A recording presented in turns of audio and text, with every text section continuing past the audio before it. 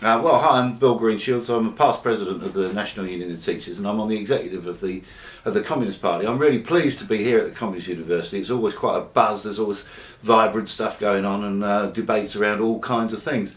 But obviously, with my background, I'm particularly interested in the question of education. Our education service in Britain is both a service, probably the most important individual service to people, to allow them to develop, to allow them to exercise some control over their lives, to express themselves, but it's also the country's most basic industry, actually, when you think about it. Everything's based on the education service.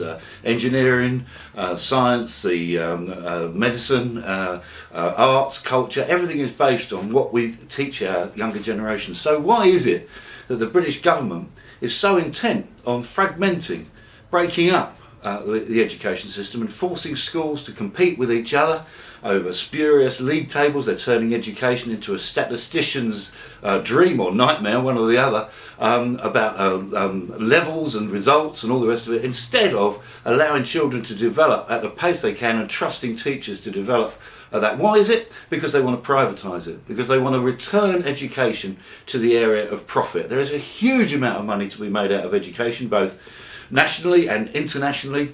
Education International, our umbrella organisation of all the education unions in the world, has identified what we refer to as powerful and predatory entrepreneurial interests determined to get their hands on the education service and to turn it into a source of profit. And in order to do that, of course, first of all, you have to break up the system, turn schools into individual competing institutions, introduce performance-related pay, labour flexibility, deprofessionalising teachers. So all the things that teachers are facing at the moment has at its root this drive for profit.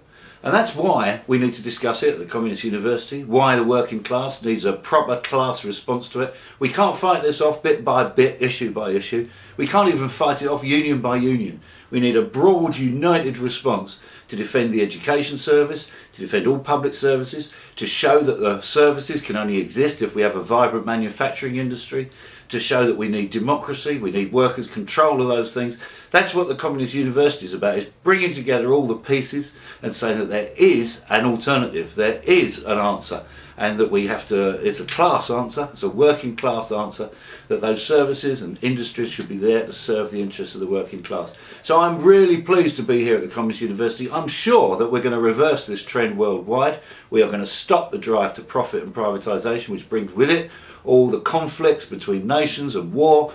We're going to stop this, and we are going to reinstitute some kind of control over our lives which says that we want progress. We want our children to have a better future than we had ourselves. At the moment, people see things going backwards. They're in despair. They feel abandoned by New Labour. They're turning towards, in some cases, even towards fascism as an answer, as a simple answer. But it isn't a simple answer. Obviously, it's a huge danger. Communist University, promoting the People's Charter, promoting our left-wing programme, has got answers for working class people, and I'm really pleased to be part of it.